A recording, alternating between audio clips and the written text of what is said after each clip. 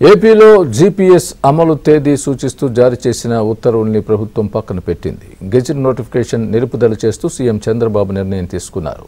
CM ఆదేశాలపై సచివాలయం CPS ఉద్యోగులు హర్షం వ్యక్తం చేస్తున్నారు.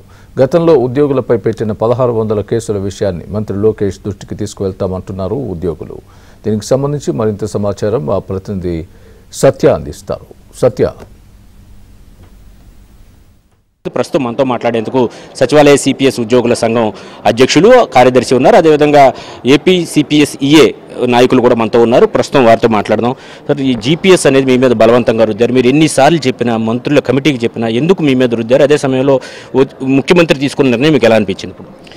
మొదటగా ఈ ప్రభుత్వం ఏర్పడిన తర్వాత ప్రభుత్వం యొక్క కన్సెంట్ లేకుండా ఇచ్చినటువంటి ఒక జీవో, జీపీఎస్ మీద అపాయింటెడ్ డే ఇచ్చినటువంటి జీవోని అర్జెంటుగా నిలుపుదల చేసినటువంటి ముఖ్యమంత్రి శ్రీ నారా చంద్రబాబు నాయుడు గారికి మా యొక్క సెక్రటరియట్ సిపిఎస్ అసోసియేషన్ నుంచి, అలాగే మిగతా సిపిఎస్ ఉద్యోగులందరి తరపు నుంచి ధన్యవాదాలు తెలియజేస్తున్నాము. మొదట మీరు అన్నట్టుగా జీపీఎస్ అనే యాక్ట్ని, లేకపోతే ఆ యొక్క విధానాన్ని ఈ రాష్ట్రంలో ఏ ఒక్క సిపిఎస్ ఉద్యోగి కోరుకోలేదు. ఎన్నోసార్లు దాని మీద మా యొక్క అభ్యంతరాలని ప్రభుత్వానికి తెలియజేసినప్పటికీ కూడా వారందరూ కూడా దాన్ని పెడచెవిన పెట్టి అసలు ఉద్యోగుల యొక్క అభ్యంతరాలు ఏమిటి, వాటిని ఎందుకు మనం అధ్యయనం చేయలేకపోతున్నాము, అడ్రస్ చేయలేకపోతున్నాము అనే విషయాన్ని దృష్టిలో పెట్టుకోకుండా బలవంతంగా ఒక యాక్ట్ రూపంలో తీసుకొచ్చి ఆ రోజు చట్టం చేయడం జరిగింది. మేము అప్పటి నుంచి కూడా మేము ప్రతి శాసనసభ్యులకి కూడా మేము వినతి పత్రాలు కూడా ఇచ్చాము, పర్సనల్గా ఫోన్లు చేశాము, ఎన్నో ప్రయత్నాలు చేసినప్పటికీ ఏకపక్షంగా చేశారు. అలాంటి ఈ విధానంలో పోయారు కాబట్టి మొన్న ఎన్నికల్లో వాళ్ళ యొక్క ఫలితాన్ని అనుభవించారు. మరి ఈ యొక్క ప్రభుత్వం మరి యొక్క ఎన్నికల హామీలో ఖచ్చితంగా ప్రభుత్వం ఏర్పడిన తర్వాత మేము జీపీఎస్ విధానాన్ని, సిపిఎస్ విధానాన్ని పునఃసమీక్ష చేస్తాము, ఉద్యోగులకి ఒక మెరుగైన పరిష్కారాన్ని మేము తెలియజేస్తామని చెప్పని స్పష్టమైన హామీ ఇచ్చారు. ఆ హామీ ఇచ్చారు కాబట్టి ఉద్యోగులందరూ ఓకే, మాకు ఇక్కడైతే మాకు వాళ్ళు ఆల్రెడీ సిపిఎస్ రద్దు చేస్తామని చెప్పి జీపీఎస్ అని చెప్పి మాకు అందరికీ నెత్తిని చెడకోపం పెట్టారు కాబట్టి మేము ఎట్టి పరిస్థితి అట్టుపోకూడదని ఇటువైపు ఆలోచించారు.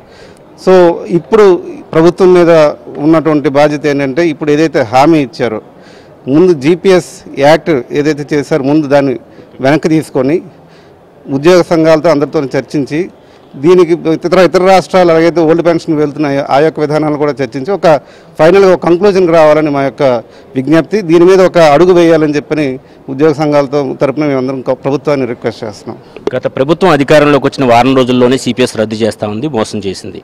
ఇప్పుడు ఈ ప్రభుత్వం ముందు మీరు ఏం డిమాండ్ చేస్తారు? ముఖ్యంగా అండి, లాస్ట్ గవర్నమెంట్లో మేము సిపిఎస్ విధానాన్ని సరిగా అమలు చేయట్లేదు. గవర్నమెంట్ ఆఫ్ ఇండియా తీసుకొచ్చిన కొన్ని అమెండ్మెంట్లు కూడా దాన్ని మాకు ఇంప్లిమెంట్ చేయలేదు. అలాంటిది ఏదో పెన మీద నుంచి పొయ్యిలో పడ్డట్టుగా మాకు జీపీఎస్ అని ఒక నెత్తిని రుద్దారు. ఏ ఒక్క ఉద్యోగులు, లక్షలాది మంది సిపిఎస్ ఉద్యోగులు దాన్ని ముక్తకంఠంతో వ్యతిరేకించారు. అయినా ఆ ప్రభుత్వం తీసుకొచ్చింది, దాని పర్యవసానాలు అనుభవించారు. ఈరోజు ఈ ప్రభుత్వంలో ఒక అధికారులు చేసిన పొరపాటు అనిపిస్తుంది. ఎందుకంటే కొత్తగా వచ్చిన గవర్నమెంట్, ఎందుకంటే యాక్ట్ పాస్ అయింది, బిల్లు పాస్ అయింది గత గవర్నమెంట్లో. ఇప్పుడు మన జూన్ 12వ తేదీ అప్పటికి ఆ రోజు ప్రమాణ స్వీకారం చంద్రబాబు నాయుడు గారిది. అదే రోజు జీవో ఇచ్చారు, జీపీఎస్ని అపాయింటెడ్ ప్రకటిస్తూ. అది చాలా అనుమానాలకు తావిచ్చింది. మళ్ళీ 1 month తర్వాత గెజెట్ నోటిఫికేషన్ ఇచ్చారు, కరెక్ట్గా జూలై 12వ తేదీన. ఈ అనుమానాల దృష్టిలో మేము కూడా చాలా ప్యానిక్ అయ్యాం. లక్షలాది మంది సిపిఎస్ ఉద్యోగుల కుటుంబాలు కూడా ఇదేంటి, ఈ గవర్నమెంట్ ఇలా చేసింది ఏంటని. ఇప్పుడు సీఎం గారు దృష్టిలోకి వచ్చింది. సీఎం గారు సానుకూలంగా స్పందించారు. ఎందుకు తెలియకుండా ఎందుకు చేశారని బహుశా అధికారులు చేసిన పొరపాటుని అందరికీ అర్థమైంది. కాబట్టి ఈ సందర్భంలో ఫస్ట్ ఆఫ్ ఆల్ మేము సీఎం గారు మా సమస్య మీద దృష్టి పెట్టినందుకు ప్రత్యేకంగా ధన్యవాదాలు, లక్షలాది సిపిఎస్ కుటుంబాల తరపున ధన్యవాదాలు తెలుపుతున్నాం. అదే సమయంలో ఈ సిపిఎస్ సమస్యకి మిగతా రాష్ట్రాలు కొన్ని ఓపీఎస్కి మళ్ళాయి, అది కూడా అధ్యయనం చేస్తామన్నారు, చేయమని చెప్పాము. అదేవిధంగా టక్కర్ గారి కమిటీ రిపోర్ట్ పోయిన చంద్రబాబు నాయుడు గవర్నమెంట్లో కొన్ని సజెషన్స్ ఇచ్చింది. అందులో ఓపీఎస్ కూడా వన్ ఆఫ్ ది ఆప్షన్ అని చెప్పింది, వెళ్ళవచ్చు గవర్నమెంట్ డిస్క్రిప్షన్ ప్రకారం అన్నారు. ఆ విధంగా ఈ గవర్నమెంట్ ఒక మంచి నిర్ణయం తీసుకుంటుందని, సిపిఎస్ని రద్దు చేసి ఓపీఎస్ పునరుద్ధరిస్తుందని మేము ఆశిస్తున్నాం. ఇది ఇక్కడ పరిస్థితి. కెమెరా పర్సన్ లికేష్తో సత్య, ఏబిఎన్ ఆంధ్రజ్యోతి.